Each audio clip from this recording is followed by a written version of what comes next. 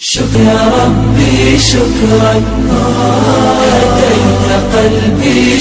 السلام علیکم ورحمۃ اللہ وبرکاتہ. ناظرین، تو آج ہمارا خلاصہ قرآن کا 12واں پارہ ہے. وما من دابۃ فی الارض الا علی اللہ رزقها الی آخر. جو لوگ نئے ہیں ویڈیو کو آخر تک دیکھیں اور دیکھنے کے بعد درس قرآن کا طریقہ ضرور دیکھ لیں، اس کے بعد ہی بیان کریں. ساتھ ہی ویڈیو کو لائک اور شیئر کریں اپنے دوستوں کے ساتھ انشاءاللہ. ٹھیک ہے جی، شروع کرتے ہیں پوائنٹ نمبر 1 سے. تمام مخلوقات کا روزی رساں اللہ تعالیٰ ہی ہے. جی ہاں، سورہ ہود آیت نمبر 6 اللہ نے فرمایا وما من دابۃ فی الارض الا علی اللہ رزقها ويعلم مستقرها ومستودعها كل فی کتاب مبین، کہ اور زمین پر جتنے بھی چلنے پھرنے والے جاندار ہیں ان سب کی روزی اللہ تعالیٰ پر ہی ہیں، وہی اس کے رہنے اور سونپے جانے کی جگہ کو بہتر جانتا ہے. تو اس کو پوائنٹ نمبر 1 میں شامل کر لیں.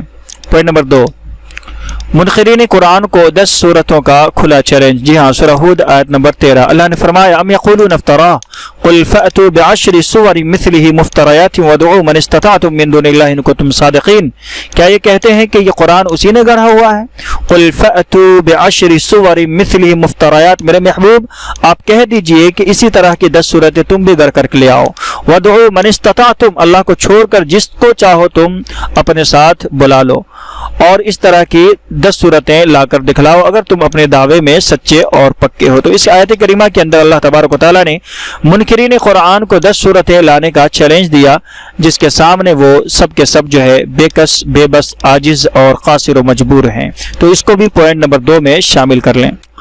پوائنٹ نمبر 3، قوم نوح علیہ السلام کا تذکرہ. سورہ ہود آیت نمبر 36 تا 48. اس کے اندر اللہ تبارک و تعالیٰ نے قوم نوح کا تذکرہ فرماتے ہوئے اس میں کس طرح سے حضرت نوح علیہ السلام نے اپنی قوم کو، لوگوں کو دعوت دی، اس پر دعوت پر ان کا رد عمل کیا رہا، اور کس طرح سے پھر اللہ تبارک و تعالیٰ نے حضرت نوح علیہ السلام کو کشتی بنانے کا حکم دیا اور پھر ان کی قوم کو ہلاکت و برباد کیا پانی کے عذاب سے، اور پھر جو ہے کشتی کس طرح سے جودی پہاڑ پر اللہ کے حکم سے جا لگی. یہ سارے تذکرے اس کے اندر موجود ہیں، آپ دیکھ لیں. سورہ ہود آیت نمبر 36 تا 48. پوائنٹ نمبر 4، قوم عاد، قوم ثمود، قوم شعیب علیہ السلام کا تذکرہ. جی ہاں، سورہ ہود آیت نمبر 50 تا 60 تا 84 اور اس کے بعد 68 تا 95 میں یہ سارے قصے جو ہے نقل کیے گئے ہیں. تو اس کو آپ دیکھ لیں، اس کے اندر تھوڑی سی تفسیر ہے. قوم عاد کس طرح سے اللہ تبارک و تعالیٰ نے اس کو تباہ و برباد کیا، قوم ثمود اور اس کے بعد قوم شعیب کو، ان سب کی ہلاکت و بربادی کا تذکرہ، ان پر کس طرح سے عذاب آیا، یہ ساری چیزیں اس میں قدر اختصار کے ساتھ ذکر کی گئی ہیں. تو اس کو بھی آپ پوائنٹ نمبر 4 میں شامل کر لیں. پوائنٹ نمبر 5، حضرت ابراہیم علیہ السلام کے گھر مہمان کی آمد اور ان کی ضیافت داری کا تذکرہ. جی ہاں، سورہ ہود آیت نمبر 69 تا 76 اللہ نے فرمایا وَلَقَدْ جَاءَتْ إِبْرَاهِيمَ بِالْبُشْرَىٰ قَالُوا سَلَامًا قَالَ سَلَامٌ فَمَا لَبِثَ أَن جَاءَ بِرَجُلٍ حَنِيذٍ إِلَى آخر. کہ اور ان کے گھر حضرت ابراہیم علیہ السلام کے گھر مہمان آئے. یہ مہمان دراصل فرشتے تھے جو انسانی شکل میں آئے تھے. آ کر کے انہوں نے سلام کیا، اور سلام کرنے کے بعد حضرت ابراہیم علیہ السلام نے جواب دیا اور فوراً گئے اپنے گھر کے اندر اور ایک جو ہے بچڑا ذبح کر کے بھون کر کے ان کی خدمت میں لے کر حاضر ہوئے. اس کے بعد انہوں نے ان کو کھانا پیش کیا. وہ کھا نہیں رہے تھے. حضرت ابراہیم علیہ السلام یہ دیکھ کر گھبرائے تو انہوں نے کہا قالوا لا تخف وبشروه بغلام حلیم، کہ آپ ڈرے نہیں، ہم اللہ تبارک و تعالیٰ کی طرف سے بھیجے گئے فرشتے ہیں اور ہم آپ کو بچے کی بشارت دینے کے لیے آئے ہیں. اس کے بعد مزید انہوں نے تفصیل بتلایا کہ قوم لوط کی تباہی اور ان کی ہلاکت و بربادی کے لیے اللہ تبارک و تعالیٰ نے ہم کو بھیجا ہے. تو اس کے اندر جو ہے حضرت ابراہیم علیہ السلام کے ضیافت داری اور مہمان نوازی کا بھی تذکرہ ہے. تو اس کو آپ پوائنٹ نمبر 5 میں شامل کر لیں. پوائنٹ نمبر 6، بدبخت اور نیک لوگ. سورہ ہود آیت نمبر 106 تا 108 اللہ نے فرمایا فَأَمَّا الَّذِينَ شَقُوا فَفِي النَّارِ لَهُمْ فِيهَا زَفِيرٌ وَشَهِيقٌ خَالِدِينَ فِيهَا مَا دَامَتِ السَّمَاوَاتُ وَالْأَرْضُ إِلَّا مَا شَاءَ رَبُّكَ. کہ اور جو لوگ بدبخت ہوئے وہ جہنم میں رہیں گے. فَأَمَّا الَّذِينَ شَقُوا فَفِي النَّارِ لَهُمْ فِيهَا، جس میں وہ چیخیں گے چلائیں گے، خالدین فیہا، اور اس میں ہمیشہ رہیں گے، ما دامت السماوات والارض، جب تک یہ زمین آسمان قائم ہے.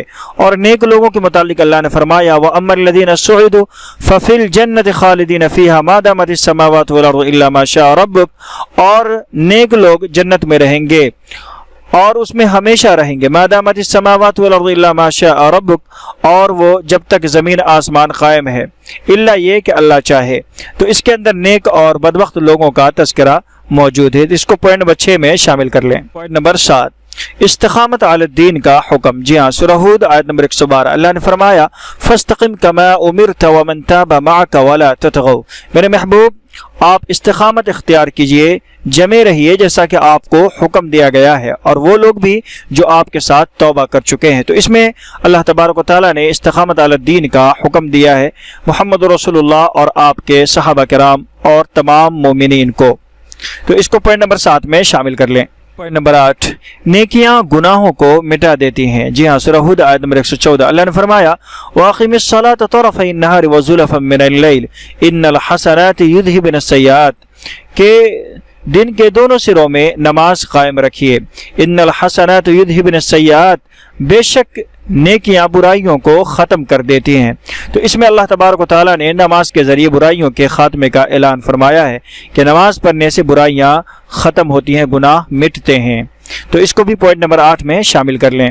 پوائنٹ نمبر 9، اختلاف سے بچنے والوں پر اللہ کی رحمت۔ سورہ ہود آیت نمبر 118 تا 119، اللہ نے فرمایا وَلَوْ شَاءَ رَبُّكَ لَجَعَلَ النَّاسَ أُمَّةً وَاحِدَةً وَلَا يَزَالُونَ مُخْتَلِفِينَ إِلَّا مَن رَحِمَ رَبُّكَ، کہ اور اگر آپ کا رب چاہتا تو تمام لوگوں کو ایک ہی گروہ، ایک ہی امت بنا دیتا، لیکن یہ برابر اختلاف کرتے رہیں گے الا من رحم ربک، سوائے ان لوگوں کے جن پر آپ کے رب نے رحم کیا۔ تو اس آیت کریمہ میں اختلاف سے بچنے والوں پر اللہ کی رحمت ہے۔ تو اس کو بھی پوائنٹ نمبر 9 میں شامل کر لیں۔ پوائنٹ نمبر 10، قصہ یوسف علیہ السلام۔ جی ہاں، سورہ یوسف آیت نمبر 1 تا 111، یعنی مکمل صورتوں میں حضرت یوسف علیہ السلام کا مکمل قصہ جو ہے درج کیا گیا ہے۔ یہ حضرت یوسف علیہ السلام کے قصے کی خاصیت ہے کہ تمام انبیاء کے قصے قرآن کریم کی مختلف صورتوں میں بکھڑے پڑے ہیں، لیکن حضرت یوسف علیہ السلام کا قصہ سورہ یوسف ہی کے اندر جو ہے سمیٹ دیا گیا ہے اور اس کو مکمل جو ہے تفصیلاً ذکر کر دیا گیا ہے۔ تو اس کو بھی آپ چاہیں تو دیکھ لیں اس کی تفسیر، اور اس کو اختصار کے ساتھ آپ پوائنٹ نمبر 10 میں اس کو بیان کر دیں۔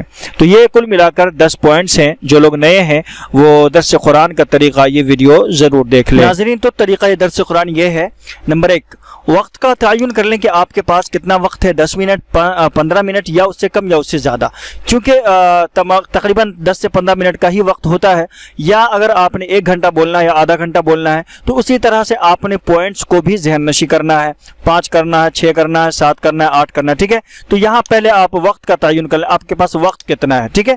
نمبر 2، بیان کردہ پوائنٹس میں سے آسان پوائنٹس کو اچھی طرح ذہن نشی کر لے۔ ظاہر ہے 10 پوائنٹس جو ہے ذکر کیے گئے ہیں تو تمام پوائنٹس کا ذہن نشی کرنا ضروری نہیں ہے، اس میں جو آپ کو آسان لگے، آپ کے لیے جو سہولت ہو، جس کو آپ بیان کر سکیں، جس کو اچھی طرح سے آپ جو ہے ذہن نشی کر سکیں، اسی پوائنٹس کو جو ہے آپ بیان کریں، ٹھیک ہے۔ نمبر 3، ہر پوائنٹس میں آیت نمبر درج ہے، اس کو سامنے رکھ کر تفسیر قرآن دیکھ لیں۔ یہ ضرور کریں کہ ایک مرتبہ آپ جو ہے آیت نمبر دیکھ کر کے تفسیر دیکھ لیں تاکہ آپ کو بیان کرنے میں، سمجھنے میں آسانی اور سہولت ہو، ٹھیک ہے۔ نمبر 4، کسی بھی پوائنٹس کو طول نہ دیں بلکہ سامعین کو اشارتاً بتلائیں کہ آج کے پارے میں فلاں جگہ، فلاں آیت میں فلاں حکم یا فلاں واقعہ گزرا ہے۔ اس سے فائدہ یہ ہوگا کہ سامعین کی دلچسپی برقرار رہے گی اور لوگوں کے اندر ایک فکر پیدا ہوگی کہ قرآن کو ہم پڑھیں۔ ظاہر ہے اگر آپ کسی کو آدھا ادھورا واقعہ سناتے ہیں، آدھی چیزیں ہی بتلاتے ہیں، تو ان کو جو ہے پورا جاننے کے لیے جو ہے ان کے اندر شوق پیدا ہوگا کہ پورا واقعہ کس طرح سے کیسے ہے، ذرا اس کو جانیں، تو پھر ان کے اندر پڑھنے کا شوق ہوگا۔ تو آپ آیت نمبر یا بتا سکتے ہیں اشارتاً کہ یہ یہاں پر گزرا ہے، آپ اس کو پڑھ لیں، دیکھ لیں، ٹھیک ہے۔ نمبر 5، ایک درس میں بیان کردہ پوائنٹس کو دوسرے درس میں بیان نہ کریں، اس سے لوگ بدظن ہوتے ہیں، سنانے کا جو ہے شوق ذوق اس سے ختم ہو جاتا ہے۔ اس لیے جو ہے ایک پوائنٹ کو جب آپ بیان کر دیں تو دوسرے درس میں جو ہے اس کو بیان ہی نہ کریں۔ میں نے کوشش کی ہے کہ کسی بھی درس میں جو ہے گزشتہ پوائنٹس میں سے کسی بھی چیز کو میں بیان ہی نہ کروں تاکہ آپ بھی ان کو بیان نہ کریں۔ تو یہ ہے درس قرآن کا جو رمضان المبارک میں ہم بیان کرتے ہیں، اسی انداز میں، اسی ترتیب کے ساتھ انشاءاللہ اس کو بیان کریں۔